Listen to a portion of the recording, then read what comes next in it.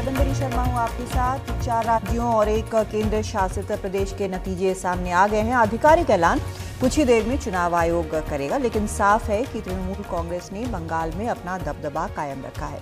BJP के पूरा जोर लगाने के बाद भी वो बंगाल जीत पाने में नाकामयाब रही है। हालांकि विपक्षी गठबंधन असम में बीजेपी के सामने नहीं टिका। यहां अब पार्टी के सामने शायद सबसे बड़ा सवाल यही है कि मुख्यमंत्री कौन बनेगा, सर्बानंद सोनोवाल या फिर हिमंता बिस्वा शर्मा।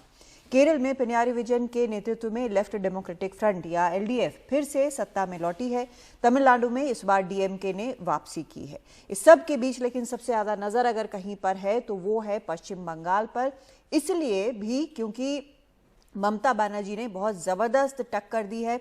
जबकि पश्चिम बंगाल में चुनावी जो रण है उसमें पीएम से लेकर गृह मंत्री और सभी बीजेपी के बड़े नेता उतरे थे, लेकिन ममता बनर्जी ने एक बार फिर यहां पर बाजी मारी है। उनका पहला जो बयान आया है ये साफ होने के बाद कि टीएमसी जो है वहां चुनाव जीत चुकी है, वो आपको हम सुनाते हैं। আপনারা সারাদিন খুব খেটেছেন, আস্তে আস্তে বাড়ি ফিরে যান এবং আপনাদের আমি বলি যে কোভিডের জন্য যত্ন নিন। বাড়ি গিয়ে চান টান করে গরম জলে সকলে মাস্ক ইউজ করুন এবং কোভিডের জন্য আমাদের ফার্স্ট প্রায়োরিটি কোভিডের জন্য কাজ করা। ঠিক আছে, অনেক ধন্যবাদ, অনেক অভিনন্দন। বাংলার মানুষ, বাংলার জয়, বাংলার জয়। तो आपने सुना ममता बनर्जी को जो कह रही हैं कि अब कोविड से लड़ना है, चुनाव खत्म हुआ, मास्क लगाने की बात कर रही हैं। तो ये पहला बयान था ममता बनर्जी का जब साफ हो गया है कि टीएमसी चुनाव वहां पर जीत चुकी है पश्चिम बंगाल में। लेकिन नंबर्स क्या हैं, एक बार आपको हम नंबर्स भी दिखा देते हैं। जैसे पश्चिम बंगाल में अभी जो सामने आया है वो 214 का आंकड़ा है। 294 सीटों, जो टोटल सीट्स हैं 294 हैं, उनमें 214 पर आगे टीएमसी है, बीजेपी 77 और अन्य जो है वो 1 पर है। ये पश्चिम बंगाल का आंकड़ा है। इसके अलावा बाकी राज्यों के अगर आंकड़े आपको हम दिखाएं, जैसे असम है उसका आंकड़ा अगर आपको हम दिखाएं तो आप देखेंगे कि असम में जो बीजेपी गठबंधन है वो आगे है। वहां पर बीजेपी 78 पर, कांग्रेस और अन्य 46 पर और एजेपी 1 पर आगे है। तो ये एक स्थिति यहाँ पर दिख रही है। जबकि आपको ये भी बता दें कि विधानसभा के मुकाबले ये 4 सीटों की बढ़ोतरी है 2016 के हिसाब से बीजेपी के लिए, और कांग्रेस जो है यहाँ 5 सीटें नीचे आई है। तो ये असम की तस्वीर है, ये असम की तस्वीर है। और उसके अलावा बाकी जगहों पर अगर हम केरल की बात करें जैसे, तो केरल में आपको हम जो तस्वीर दिखा रहे हैं, एलडीएफ 97 पर, कांग्रेस 42 पर और अन्य जो हैं वो 1 पर। तो ये यहाँ पर भी ये तस्वीर बेहद साफ है। इसमें अब बस आधिकारिक ऐलान का इंतजार है। यहाँ पर तमिलनाडु की तस्वीर आपको हम दिखाते हैं। यहाँ पर डीएमके 144, अच्छी खासी बढ़त है, 234 यहाँ पर सीटें हैं और इसमें 144 पर डीएमके। एडीएमके 89 पर है और 47 सीटों का नुकसान इसको हुआ है, लेकिन तब भी काफ़ी मजबूत विपक्ष के तौर पर ये यहाँ पर आया है।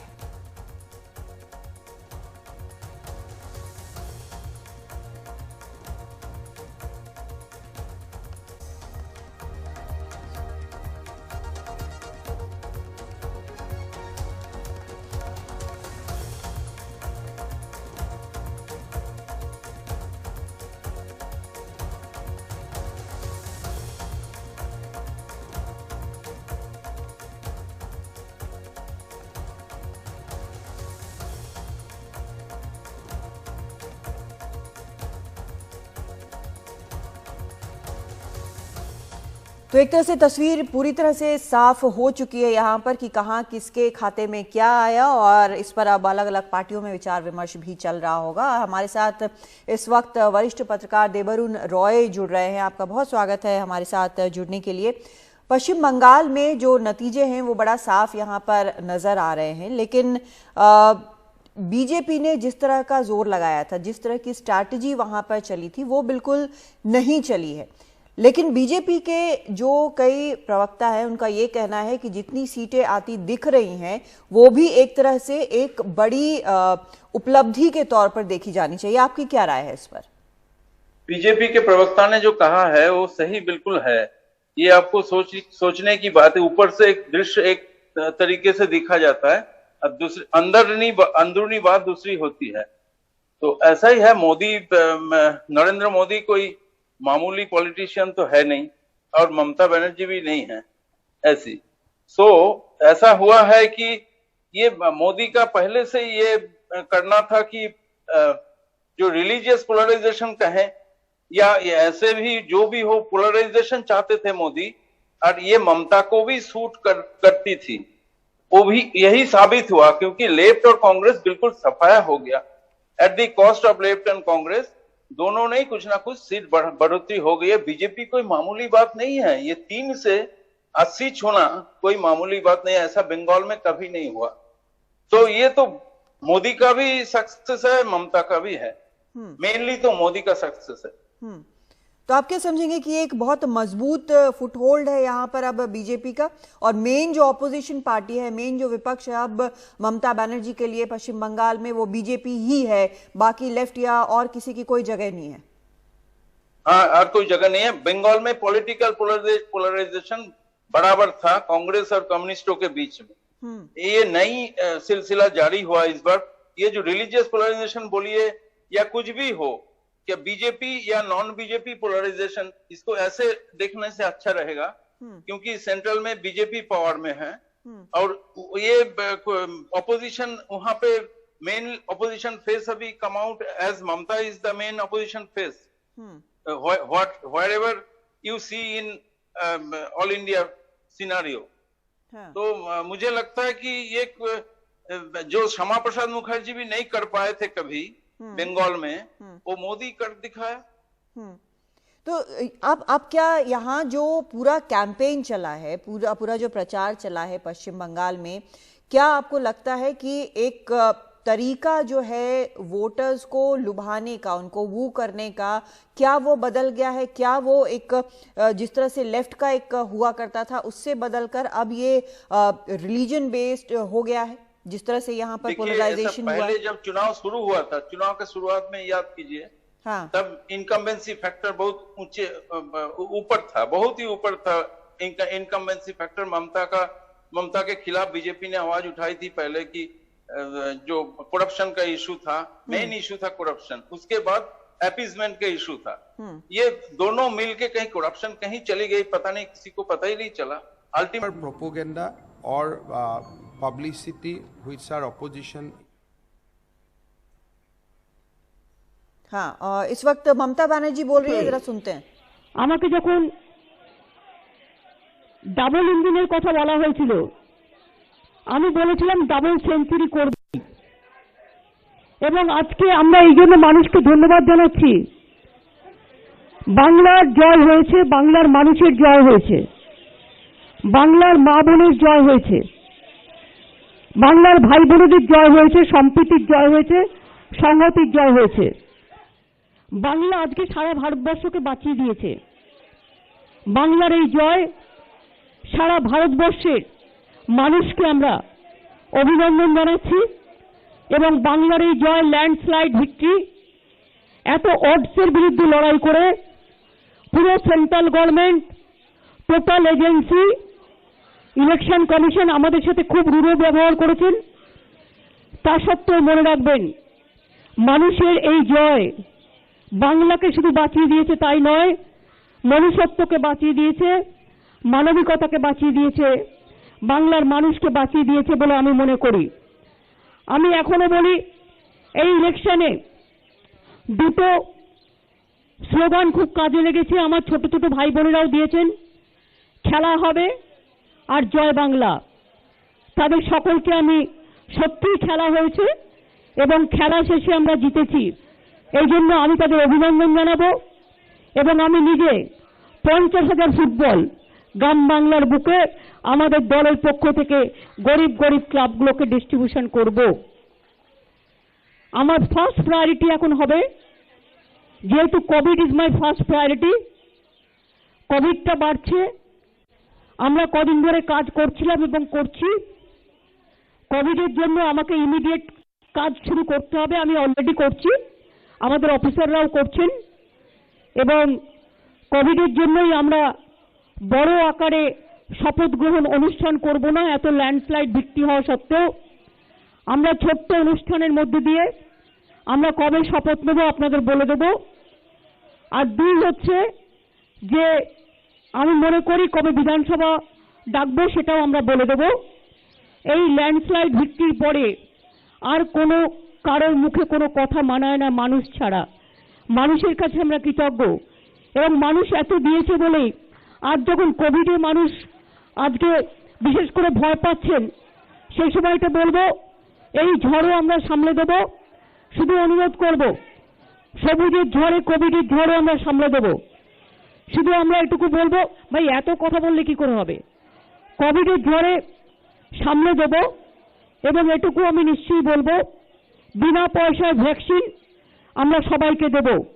এবং আমি আজকের দিনে সেন্ট্রাল গভর্নমেন্টকে রিকোয়েস্ট করব, সারা ভারতবর্ষের 140 কোটি লোকের কাছে ইমিডিয়েট ফ্রি ভ্যাকসিন পৌঁছে দেওয়ার জন্য। এবং তা যদি না দেয় তাহলে আমি কিন্তু আগামী দিন গান্ধী মূর্তির সামনে আমি আমার অহিংসা আন্দোলন আমি শুরু করব। আমি এখনো মনে করি সব রাজ্যরাই আমাদের অভিনন্দন জানিয়েছেন।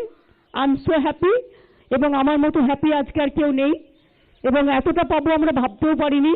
মানুষ ঢেলে দিয়েছেন এবং মা বোনেরা ঢেলে দিয়েছেন, আমার সংখ্যালঘু ভাই বোনেরাও ঢেলে দিয়েছেন। এমনকি কিছু কিছু জায়গায় যেভাবে ল্যান্ডস্লাইড বৃষ্টি করে দিয়েছেন তার কোনো তুলনাই হয় না। আমরা প্রত্যেকে তৃণমূল কংগ্রেস পরিবার মানুষের কাছে খুব কৃতজ্ঞ। আমার শুধু একটা অনুরোধ থাকবে, আবেদন থাকবে আমার তৃণমূল কংগ্রেস কর্মীদের কাছে, আপনারা এত কাজ করেছেন, এত খেটেছেন, চিন্তার কোনো কারণ নেই। আপনারা দয়া করে এই কোভিডের সময়ে বিজয় মিছিলটা না করলে ভালো। আমরা বিজয় মিছিলের দিন পরে ঘোষণা করব। কোভিড কমে গেলে এটা খুব বড় বিজয় মিছিল হবে এবং সেই বিজয় মিছিল আমরা ব্রিগেড প্যারেড গ্রাউন্ডে করব। আমি এটা পরে ঘোষণা করে দেব। এখন আপাতত বিজয় মিছিল না করে, ভিক্টরি প্রসেশন না করে আসুন আমরা কোভিড নিয়ে মানুষের পাশে দাঁড়াই। আর যারা আমাদের ভোট দিয়েছে তাদের আমরা সম্পূর্ণভাবে সমর্থন করি এবং তাদের পাশে থেকে আমরা সবাইকে বাঁচাই, আমরা সবার পাশে থাকি। আমি এইটুকু আজ পর্যন্ত বলবো। এবং salute to my nation also, salute to my Bengal people also, salute to my motherland, salute to my all the people from Bengal and all the people from all over the country. Now Bengal saved the country. I am proud to say that Bengal saved the country and we are proud of it. And regarding oath taking ceremony, we will do a very small way because COVID is in process, and I appeal to all of my workers not to go for any victory rally or anything right now, because we will do the victory rally after the COVID situation is over. And now we have to work for COVID, and I will request the central government to give free vaccine to all the peoples, 140 crores people. It is a matter of only 30,000 crores. So 30,000 crores is nothing for a central government, and they have the Reserve Bank and they have the other capacity. So if not, then I will start my movement. I will fight for COVID and fight as a street corner. I will start my Ahimsa movement in front of Gandhi statue also. Today I just said all this. So many people, they congratulated us. We are so grateful. Individually, I am going to thank them, but collectively also I am telling we are thankful and our humble regards to everybody, everyone and everybody. So please give us blessings. You have seen that how money power, muscle power, mafia power, and election commission, I must say, how they fought with us, just like a BJP spokesperson. Even really I am sorry, when I raised the issue for Nandigram, you people didn't believe that how they looted. You see, the other state, full of state given one mandate, and one constituency, can they give the other mandate? Is it possible? It is not. It is totally, they were stopped surveillance, they have stopped survivor about 3 hours, they announced the winning, and after that they are saying something. So this is some looting is going on, some cheating is going on.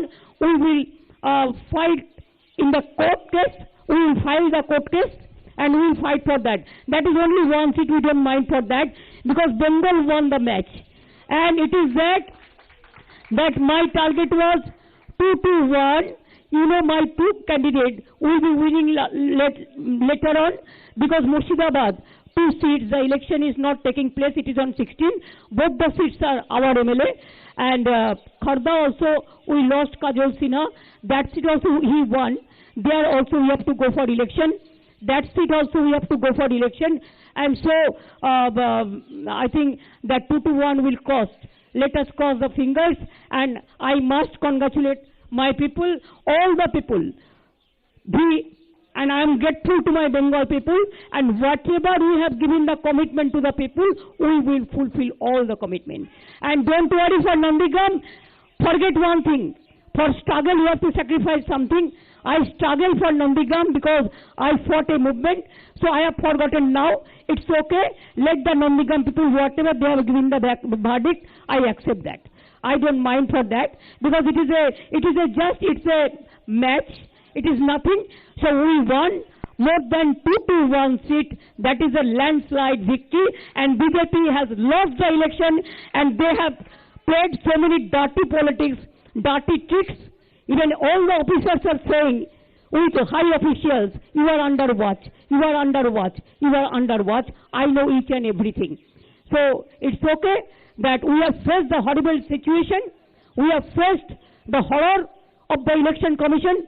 But ultimately, I'll go to Constitution bench, because whatever they have done for this time in Bengal, in the bias way, if you tolerate like this, then India, there will be no democracy. I will appeal all the political parties also.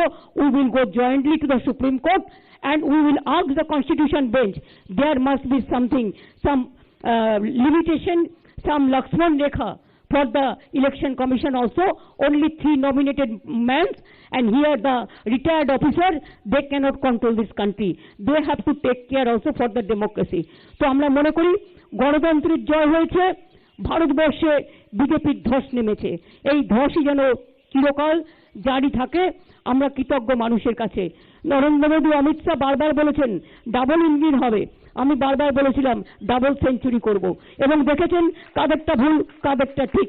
সুতরাং I am so happy, এবং আমি মানুষকে কৃতজ্ঞতা জানিয়ে আমার মাথা নত করে বলি, যতদিন বাঁচবো প্রাণ ভরিয়ে তৃষা হরিয়ে আরো আরো আরো দাও প্রাণ। আমার মাথা নত করে দাও হে তোমার চরণ ধুলার তলে, সকল অহংকারই আমার ডুবাও চোখের জলে। আরো যেন মানুষের জন্য কাজ করতে পারি, আরো বেশি করে করতে পারি। আজ থেকে কাজ শুরু হয়ে গেল, এই কাজ চলবে। ভালো থাকবেন সকলে।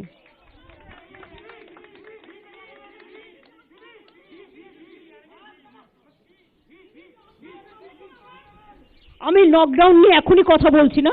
Late me meet my officers, let me take my oath, and then we will discuss into in details. But already they have taken some decision, that is already there, that they have already notified government some decision, and let us help the people. We will be with the people.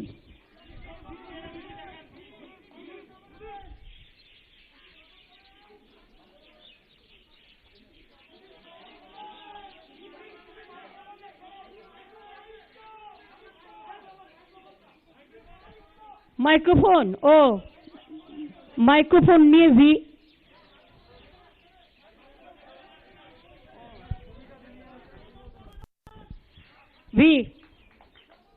Victory of the Bengal people, and victory of the country, and victory of democracy. ভালো আছে, আমি দেখছো তো এ পড়ে আছি, anklet পড়ে আছি। আমি তো তোমাদের অনেক দিন আগেই বলে দিয়েছি, আমি 10-12 দিন আগে মিটিংয়ে বলেছিলাম যে আমার প্লাস্টারটা কাটতে হবে। আমি ভালো আছি, ঠিক আছে, ঠিক হয়ে গেছে। আর এই জয় আমাকে আরো ভালো করে দিয়েছে।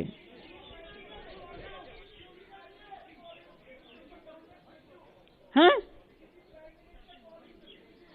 No, not till now, no, I have not received.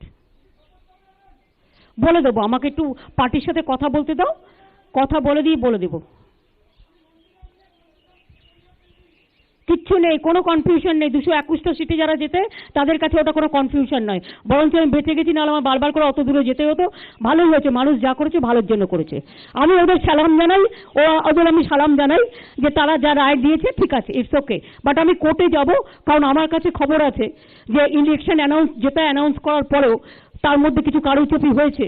সুতরাং সেই কারচুপিগুলো কি ওটা আমি খুঁজে বের করব, রিভিউ করব, এবং কোর্টেও যাব প্রয়োজন হলে।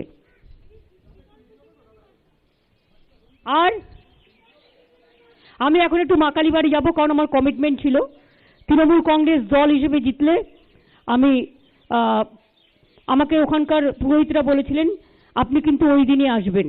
তা আমি বলেছিলাম কথা দিলাম, তো কথা দিলে আমি তো কথা রাখি।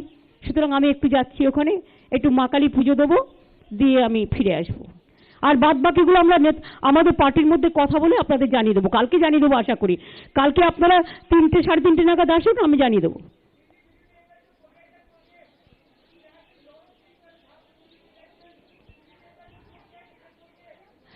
I will not forget, I will remember everything, but let us respect each and everybody. I also expect the respect from everybody. I don't mind whoever said what to me. I think humanity is the biggest thing. Let us forget all these things. Let us play the match with a spirit. The team spirit is a good spirit, and it's our country spirit, it is our democratic spirit, it is our constitutional spirit. I respect and I thanks to everyone whoever worked in favor of us, whoever not worked. I thanks to all.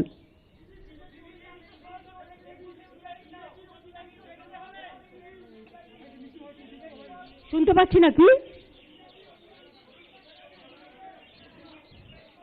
আরে ওরা তো গোহারা হয়েছে, আবার কি চান? বলেছিল 200-র উপর seat পাবে, গোহারা হেরেছে। যারা গোহারা হেরেছে তাদের আর কি বলবেন? ওদের নিজেদের লজ্জায় মুখ দেখানো উচিত, মুখ ঢাকা উচিত। লেফট কংগ্রেস নিয়ে ওদের জিজ্ঞেস করুন, কারণ আমার পক্ষে কোনো পার্টি সম্বন্ধে, তার ইন্টারনাল ম্যাটার সম্বন্ধে বলাটা ঠিক হবে না, শোভনীয় নয়।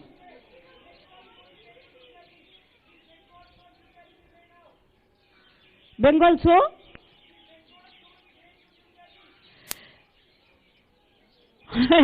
No. I said that let us be very humble.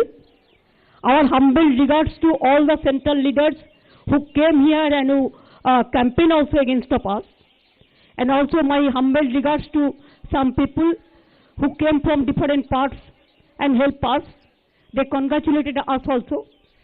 So we talked to each other. I am so grateful to each of them. সেটা ঠিক করব, it depends on COVID situation. I said that very clearly that let us wait. আমরা 9 তারিখে রবীন্দ্র জয়ন্তী আছে, রবীন্দ্রনাথের জয়ন্তী আমরা প্রত্যেকে পালন করব মানুষকে থ্যাঙ্কস দিয়ে। আর আমরা ব্রিগেডের র্যালি যেটা করব পরে বলে দেবো। let this COVID situation is over. Now our first priority to take care for COVID. এগুলো সব উত্তর একদিনে দিয়ে দিলে হয়ে যাবে, কাল পরশু আছে না দেবো। ওরা খুব ভালো কাজ করেছে। My thanks to my full team, my IT team, my youth team, my young generation and all the generation. My special congratulation, my congratulation to all of them. They work very hard, we also work hard. They work very hard, we also work very hard. বললাম তো কালকে 3টে বাদ বাকিটা বলে দেবো।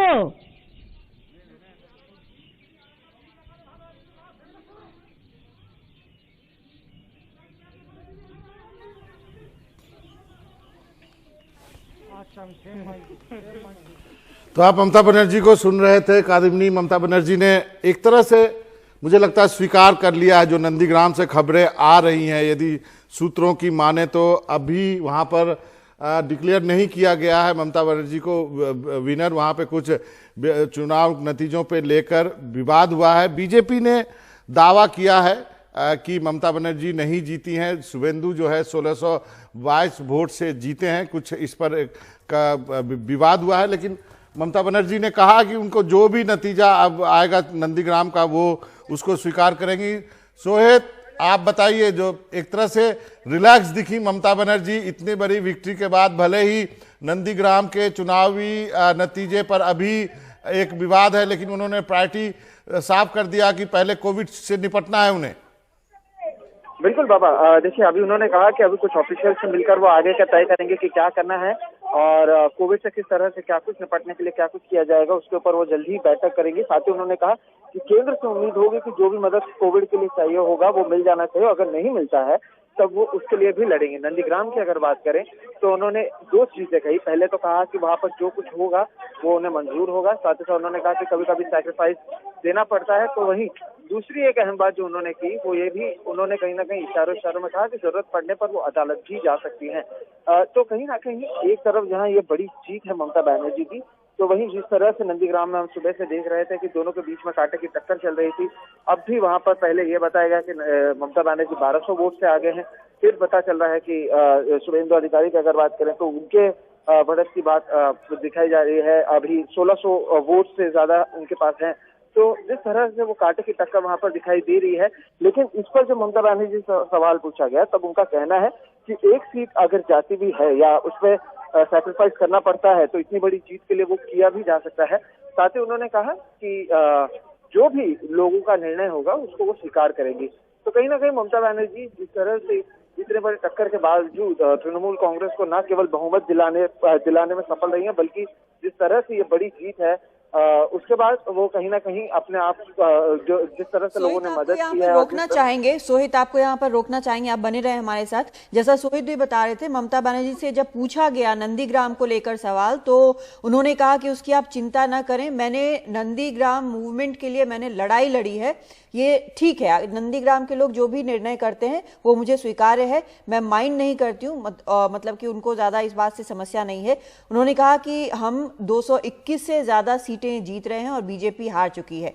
क्या कहा उन्होंने, एक बार फिर सुनवाते हैं आपको।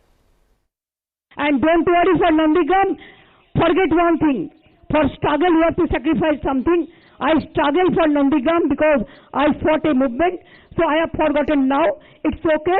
Let the Nandigram people, whatever they have given the verdict, I accept that. I don't mind for that because it's a match.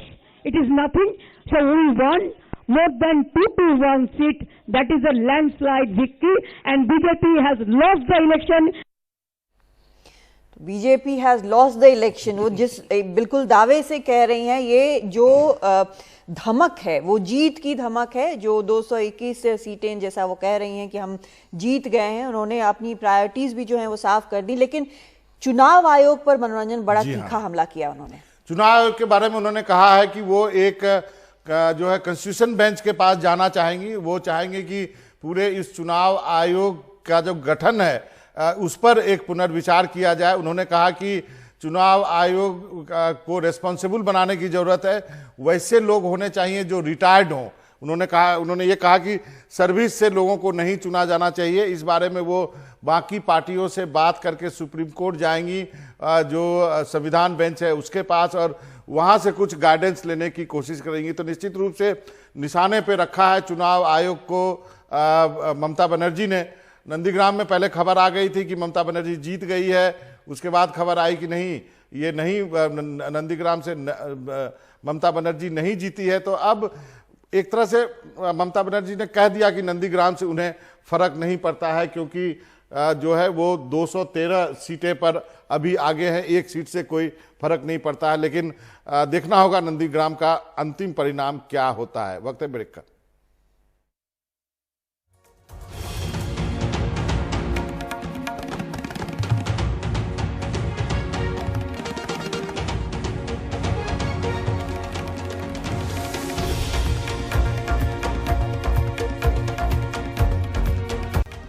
तो ये बात हम लगातार पश्चिम बंगाल की कर रहे हैं, क्योंकि आखिरी लम्हे तक जो मुकाबला है वो काफ़ी रोचक भी है। क्लिफ हैंगर जिसको बोलते हैं नंदीग्राम का, वो स्थिति अभी फिलहाल नज़र वहाँ पर आ रही है, क्योंकि साफ नहीं है। लेकिन ममता बनर्जी ने कह दिया है कि उनको इस बात से ज़्यादा फर्क नहीं पड़ता, जो भी फैसला होगा वो स्वीकार करें। लेकिन एक और नाम जो केरल में और बाकी देश में भी जाना हुआ है, ई श्रीधरन का, वो ये भी कहा जा सकता है कि बीजेपी के एक तरह से मुख्यमंत्री पद के लिए चेहरा थे वहां पर, वो चुनाव हार गए।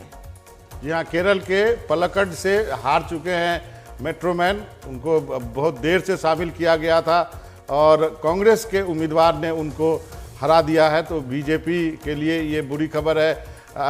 केरल से, केरल में उन्हें शिकस्त मिली है, लेकिन नंदीग्राम में अभी भी मैच जो है वो टाई हुआ है या नहीं हुआ है। वो आईपीएल चल रहा है तो अंतिम ओवर में सुपर ओवर भी हो जाता है, कभी कभी दोबारा से डालने पड़ते हैं। तो क्या नंदीग्राम में दोबारा से रिकाउंटिंग होगी, क्योंकि इतनी फेमस सीट हो गई है नंदीग्राम।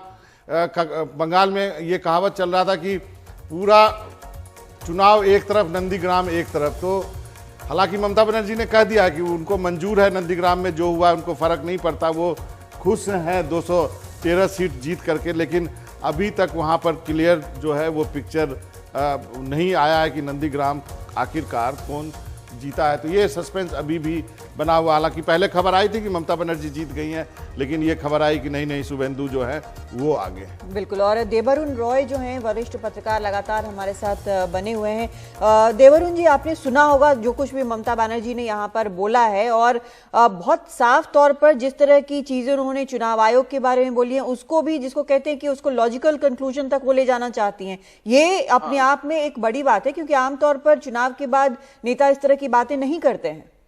हाँ, क्योंकि ये बात ममता चुनाव प्रचार में भी कह चुकी है।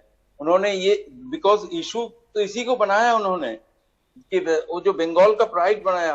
एक तरफ बीजेपी का जय श्री राम नारा जो ममता पसंद नहीं करती थी बोल के बीजेपी ने एलिगेशन दिया था कि दीदी को जय श्री राम नारा पसंद नहीं है। तब ममता ने बोला था कि मेरे लिए नारा है जय बांग्ला। वो बिल्कुल ये नारा लेके लगा, ये बंगाल प्राइड, बंगाल का अस्मिता जो 2002 में गुजरात में मोदी ने उठाया था, सेम चीज बंगाल का अस्मिता का सूत्र से ममता ने इलेक्शन लड़ी। तो ये बात, नंदीग्राम की बात पहले उन्होंने कही थी कि जब चुनाव 3-4 स्तरीय चुनाव खत्म हो चुका है, उस समय उनको पूछा गया था, उन्होंने कहा था नंदीग्राम छोड़ो, बंगाल का सोचो। तो नंदीग्राम अगर हार भी जाती है तब भी उनके लिए जितना कोई आसान नहीं, कोई मुश्किल नहीं होगा। फिर दोबारा नंदीग्राम में अभी जाती है तो वो चुनाव जीत जाएंगी, इसमें कोई प्रॉब्लम नहीं होगी, क्योंकि पहले से ये एडमिनिस्ट्रेशन का खबर है। और पहले ममता जी ने भी कहा था कि नंदीग्राम में 20-25 बूथ रिग्ड हो गया था शुभेंदु की तरफ से। ममता ने ये स्वीकार की थी ऑन कैमरा। तो उसके बाद ये लास्ट में 1-1:30 बजे तक ये स्थिति थी। 1-1:30 बजे के बाद Trinamool took over the scenario. तो इसके बाद ममता ने ये भी इंडिकेशन दिया था कि बाद में 1-1:30 बजे के बाद पूरा तृणमूल ने जो करना था कर दिया। ये आमने सामने दोनों टक्कर हुआ। शुभेंदु वहां का सन ऑफ द सॉयल और ममता का हाथ में पूरा एडमिनिस्ट्रेशन, और वहां 34% मुस्लिम पॉपुलेशन है और हिंदू वोट का भी 20% कम से कम है। ये दोनों मिला के ममता का हारना मुमकिन नहीं है, सब लोगों का जो कहना है। और पोलराइजेशन के स्थिति में बीच में करीब 7,000 वोट मुसलमानों का वोट था जो मोर्चा में जाने वाला था, वो नहीं गया। इस स्थिति में कोई जीतना कोई आसान नहीं होगा, और कहीं भी ममता खड़ी होती है तो चुनाव तो जीत जाएगी। ये भी कोई, उनका पुराना सीट जो भवानीपुर, वहां से तो 22,000 में जीत चुके तृणमूल। देवरुण जी, यहाँ पे मैं मनोरंजन आपसे सवाल करना चाहूंगी, क्योंकि कांग्रेस इस पूरे 5 जगह पे कहीं नजर नहीं आ रही है। तो क्या एक जो मुख्य ऑपोजिशन के तौर पर बीजेपी अक्सर निशाना साधती है कांग्रेस पर, कांग्रेस के नेताओं के ऊपर, तो वो सिर्फ कन्वीनियंस है, बाकी अब एक्चुअली उसके पीछे कुछ नहीं? निश्चित रूप से कांग्रेस के लिए बुरी खबर है। राहुल गांधी को एक ट्वीट करने का मौका मिला कि स्टालिन को बधाई देने का, क्योंकि वही एक स्टेट जो है जहां पे वो जूनियर पार्टनर है। सबसे बड़ी बात है, देवरुण जी से भी मैं जानना चाहूंगा कि मुर्शिदाबाद और मालदा, जहां पे कि कांग्रेस उम्मीद करती थी कि मुसलमान उनको वोट देंगे, एक परंपरागत सीट है मालदा की जहां पे चौधरी फैमिली जीतता आया है। मुर्शिदाबाद में जो है अधीर रंजन की सीट है, कुछ भी हो जाए वो अपना सीट निकाल लेते हैं, कुछ एमएलए ले आते हैं। लेकिन इस बार क्या मुसलमानों ने ये तय कर लिया, मालदा के भी और मुर्शिदाबाद के भी, कि हमको ममता बनर्जी को ही साथ देना है, इसलिए शून्य है लेफ्ट और कांग्रेस के खाते में? ये बात मैं बहुत अच्छा सवाल आपने उठाया। ये एक तरह से कांग्रेस और कम्युनिस्टों ने मालदा और मुर्शिदाबाद में आत्मदाह कर लिया, क्योंकि वो उनको मालूम था ये जिसको दधीची का जो आत्मत्याग है, ये आप मान लीजिए कि वही है, कोई बोलेगा नहीं। मगर अंदरूनी बात, अधीर को आपने लास्ट 15 डेज में कहीं कुछ बोलने को सुना है? या हमने तो नहीं सुनी। तो ये इसीलिए कांग्रेस बिल्कुल लो ट्यून में चला था।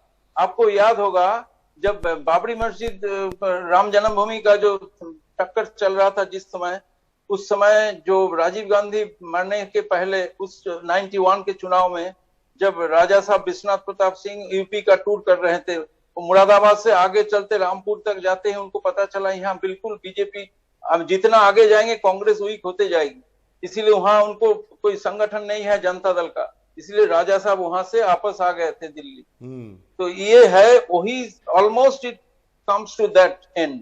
ये जब कांग्रेस को लगा कि हम तो बचा नहीं पाएंगे, बीजेपी लूट लेगी सारी सीट, उस समय कांग्रेस लो ट्यून में चली गई, लेफ्ट भी। ये लोग स्वीकार नहीं करेंगे मगर बात यही है। तो दूसरी बात ये भी है कि ममता बनर्जी की जो स्ट्रेटेजी थी कि अधिक most of the minority vote, या कहें सारा minority vote, most of the महिला वोट और जो बंगाली स्पीकिंग हिंदू वोट है, वो स्ट्रेटेजी जो है ममता बनर्जी का क्लिक कर गया। जो कहा गया कि जो अब्बास सिद्दीकी आएंगे तो उसका असर पड़ेगा, ये सब बात कहीं चली नहीं। तो एक तरह से जितना ऑफेंसिव, मनोरंजन एक बात, जितना ऑफेंसिव बढ़ता गया बीजेपी का या सेंट्रल गवर्नमेंट का, जितना सारे मिनिस्टर्स लोग खास करके प्रधानमंत्री का ऑफेंसिव जितना बढ़ता गया ममता के खिलाफ, इतना ही ममता बंगाल प्राइड का सिंबल बनते गए। इसके लिए सारा बाकी पार्टियां बेकार हो गया। इसी के कारण से she become the symbol of Bengal अस्मिता। लेकिन दादा यहाँ सॉरी देवरुण, आपसे मैं ये जानना चाहती हूँ कि जिस 8 फेज के इलेक्शन को लेकर ममता बनर्जी ने इतनी शिकायतें की थी, आखिर में शायद वही उनके लिए बेहतर एक साबित हुआ, क्योंकि आखिरी 2 फेज आते आते टाइड जो है बिल्कुल अलग हो गया। हाँ, ये बात भी सही है बिल्कुल, क्योंकि ये पहली बार जो लोगों का कहना है यहाँ के कि ये पहली बार ठीक ठाक चुनाव हुआ, फ्री एंड फेयर इलेक्शन हो, ये तो बात सही है। अभी कोई किसी का शिकायत नहीं रहा। पिछले विधानसभा चुनाव में भी काफी शिकायत रही, इस बार नहीं है। लेकिन यहाँ पर अब ये सवाल उठेगा कि मैं यदि अब चुनाव के बाद की स्थिति की बात करूं तो एक जो बंगला प्राइड लेके ममता बनर्जी चली हैं, लेकिन बहुत बड़ी संख्या में हिंदी स्पीकिंग लोग रहता है बंगाल में। और मुझे मालूम है, मैं गया था तो मेरा जो टैक्सी ड्राइवर था, चाहे कहीं होटल में जाते थे, वो सब हिंदी बोलने वाला था और वो लोग बीजेपी को वोट किया है। अब इससे कोई इनकार, वो बात सुनिए, वो बात तो है, मगर जो यहाँ पले बड़े, यहाँ born and bought up in Calcutta, ये काफी हिंदी वोटर्स है। मुझे यहाँ जो बहुत लोगों ने कहा है, कुछ राजस्थानी है, non Gujarati and other than non Gujarati and Hindi speaking other people, इसमें भी एक डिविजन हो गया। ये बात आप मान के चलिए, ये बहुत ही पैरोकियल डिवीजन है, इसमें कोई दो राय नहीं है। बात इट हैड टेकन प्लेस। लेकिन ऐसा बंगाल की राजनीति में पहली बार हुआ है, जो डिवाइड पॉलिटिक्स की बात जो बीजेपी ने, जिसको आइडेंटिटी पॉलिटिक्स की बात कहते हैं, जो कि उन्होंने शुरू किया, चाहे वो मटवा से हो, चाहे बाकी एथनिक ग्रुप से हो, चाहे वो गोरखा से हो, इन सब से जो शुरू किया, नॉर्थ बंगाल में वो काम क्यों नहीं किया? ये पहले कभी कुछ हुआ नहीं था, मगर ये पहले जब कांग्रेस और कम्युनिस्टों में ये पोलराइज था, तब कांग्रेस के पास हिंदी स्पीकिंग लोगों का सब वोट जाता था और बंगाली वोट्स मेनली कम्युनिस्टों के पास जाता था। मगर ये बीजेपी का जो नया सिलसिला जारी हुआ, तो उसके बाद ही ये हुआ, क्योंकि ममता सारी चुनाव में प्रचार में कही कि आप देखिए बीजेपी पार्टी में भी बुरी हाल है, क्योंकि वहां सिर्फ नरेंद्र मोदी और अमित शाह है और बाकी लोग तो पीछे पड़ गए, वो जो राजनाथ सिंह को लेके सब कुछ। इस बार भी चुनाव खत्म होते ही पहला वेलकम राजनाथ सिंह ने किया।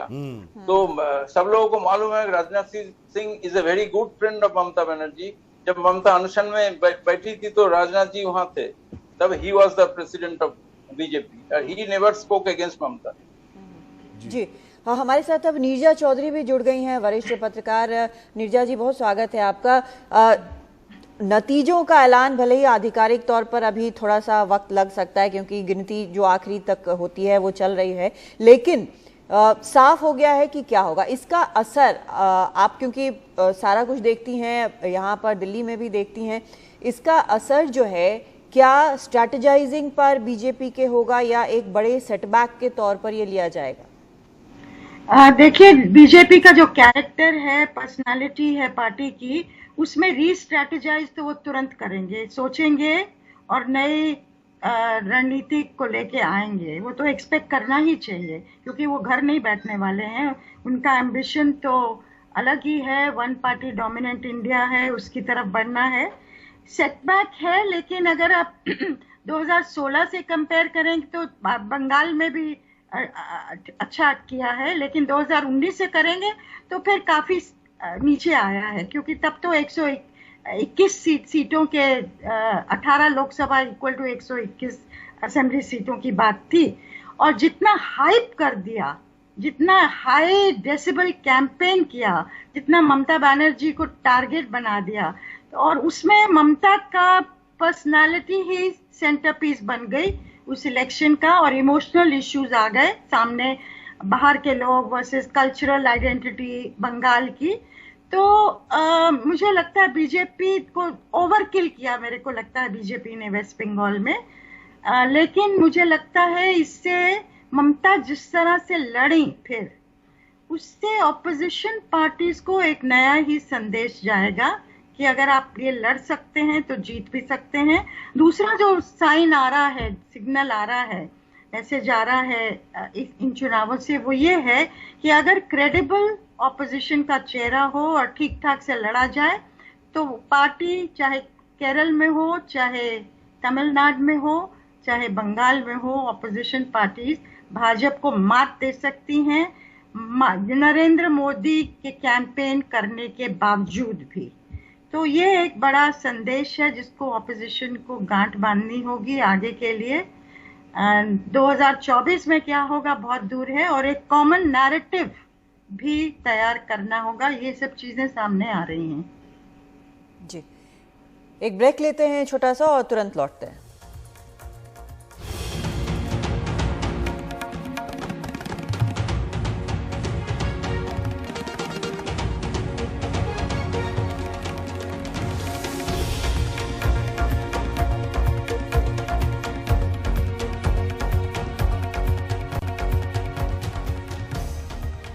तो बंगाल चुनाव पर चर्चा के लिए हमारे साथ खास मेहमान बने हुए हैं देवरुण रॉय और नीरजा चौधरी हमारे साथ लगातार हैं। नीरजा जी, आपने ब्रेक पर जाने के पहले ये कहा कि ऑपोजिशन चाहे तो वो जीत भी सकता है, चाहे पीएम मोदी ही खुद प्रचार में क्यों ना उतरे। अब अगर हम इसको इस तरह से देखें कि सेटबैक है बंगाल में बीजेपी के लिए, लेकिन 2024 पर ये कोई असर नहीं डालता है, ये बीजेपी की सोच हो सकती है, और 2024 तक तैयारी करने के लिए वक्त काफी है, ये ऑपोजिशन की भी सोच हो सकती है। तो दोनों के लिए ये चांस बराबर लगता है आपको? बिल्कुल, अभी 2024 का कहना तो मुश्किल है, क्योंकि ऑपोजिशन के पास कोई चेहरा नहीं है नेशनली, लेकिन स्टेट वाइज चेहरे हैं, क्रेडिबल चेहरे हैं, लड़ने वाले शख्सियत हैं। और दूसरा एक कॉमन नैरेटिव, क्योंकि सिचुएशन देश में बदलती जा रही है। कोविड की वजह से जो लोगों को सहना पड़ रहा है, उससे गुस्सा बढ़ा है, सेंट्रल लीडरशिप के प्रति भी बढ़ा है, कुछ स्टेट गवर्नमेंट्स के प्रति भी बढ़ा है। ये क्या पॉलिटिकल स्वरूप लेगा आगे जाके, इस समय कहना बहुत मुश्किल है। लेकिन कोविड एक इश्यू है वोटर के सामने, वो सामने आया है, क्योंकि पिनराई विजयन इस तरह से जीतते नहीं अगर कोविड इश्यू नहीं होता केरला में। और उनकी जो हैंडलिंग हुई है, पूरा देश में हाहाकार मचा हुआ है ऑक्सीजन के लिए, लेकिन उनके पास ऑक्सीजन प्लांट्स हैं क्योंकि उन्होंने सोचा, पिछले साल ही सोचा कि लगाने चाहिए। और उनकी जो हेल्थ मिनिस्टर है, उनको दुनिया भर से सराहना मिली है। तो चैलेंज रहा है, चुनौती अभी भी है, लेकिन एक हैंडलिंग रही है, एक हेल्थ सिस्टम इंफ्रास्ट्रक्चर वहाँ है केरला में। और मैं मानती हूँ कि एडप्पाडी पळनिस्वामी जो तमिलनाडु में, उनकी परफॉर्मेंस इतनी बुरी नहीं है, जो कि 10 साल की एंटी इनकम्बेंसी के साथ साथ होनी चाहिए थी। और जयललिता भी नहीं है, उनकी नई प्रेजेंस होने से भी होनी चाहिए थी। इतनी खराब परफॉर्मेंस नहीं है, उसका कारण भी है उनका कोविड को जिस तरह से हैंडल किया है। तो मैं मानती हूँ कोविड एक चुनावी मुद्दा होगा आगे जाके भी, क्या स्वरूप लेगा अभी मुश्किल है कहना। लेकिन ऑपोजिशन एक फेडरेटेड स्ट्रक्चर बना सकता है, स्टेट लीडर्स, और एक दूसरे की मदद करके फिर देखना पड़ेगा आगे कैसे स्थिति बनती है। इस समय कहना तो बहुत मुश्किल है। और उसकी शुरुआत मेरे ख्याल ममता बनर्जी ने हिंट भी किया था कैंपेन के दौरान कि वो दिल्ली की पॉलिटिक्स में भी उतरेंगी। और उसका मतलब क्या होगा, क्या पार्टियों को इकट्ठा करेंगी, क्या अपने आप चेहरा बनेंगी। हालांकि नंदीग्राम में अगर वो हारती हैं तो ये एक सेटबैक होगा उनके लिए। हालांकि वो चीफ मिनिस्टर तो बनेंगी, किसी और कॉन्स्टिट्यूंसी से जीत जाएंगी, पर फिर वो उतनी शानदार जीत नहीं होगी जितनी होती। हालांकि स्वीप कर रही हैं, अगर वो अपनी कॉन्स्टिट्यूंसी में भी जीत जाती। जी, आपने सही कहा कि तख्त तो मिल गया है, ताज भी हो जाएगा यदि नंदीग्राम जीत लेती हैं। हालांकि विवाद वहां पे बना हुआ। देवरुण जी से आपसे एक सवाल, अंतिम सवाल है मेरा कि अब जो है वो एक चुनौती जो होगा वो ममता बनर्जी के लिए एक हॉस्टाइल सेंटर होगा। उस हॉस्टाइल सेंटर से के जरिए कोविड से निपटने के लिए उनको अपने एडमिनिस्ट्रेटिव स्किल को दिखाना पड़ेगा। हाँ, ये तो जरूर, मगर बंगाल के पीपल उनके साथ है। जो पहले यहाँ का ऑपोजिशन थी वो बिल्कुल तो एकदम खत्म हो चुका है ना, और कोई ऑपोजिशन है ही नहीं। बीजेपी के लिए जो ऑपोजिशन है वो नई बात नहीं रहेगा, वो सेंट्रल का ऑपोजिशन जो रहेगा। और 30-34 साल लेफ्ट ने जो यहाँ रूल किया, तो always they were hostile to the centre and centre also hostile to the state. तो उसमें जो रूलिंग पार्टी इन स्टेट, उनके तो अच्छा ही हुआ, कुछ खराबी नहीं हुई। तो मगर उस समय कोविड नहीं थी, मगर बाकी तो आपदा तो थी। उस समय सारे चीजों में तो left used to hold the key. उसको कभी कांग्रेस उस समय ऑपोजिशन में था, कभी ममता थी, मगर कुछ टस से मस नहीं हुआ। लेफ्ट तो 24 इयर्स ज्योति बाबू थे, उसके बाद बुद्ध बाबू आए, कोई गड़बड़ नहीं हुआ। तो ऐसा सेम सिचुएशन ममता के लिए है। मुझे लगता है ममता का इतना पॉपुलैरिटी देख के केंद्र को भी दोबारा सोचना पड़ेगा। जी, आपने सही कहा। और असम में बीजेपी की जीत हुई है और वहां बीजेपी अपना सरकार बनाएगी। हेमंत बिस्वा शर्मा से पूछा गया कि क्या वो मुख्यमंत्री बनेंगे, तो उन्होंने क्या कहा, ये वो हम अगले में सुनाएंगे। एक ब्रेक लेते हैं।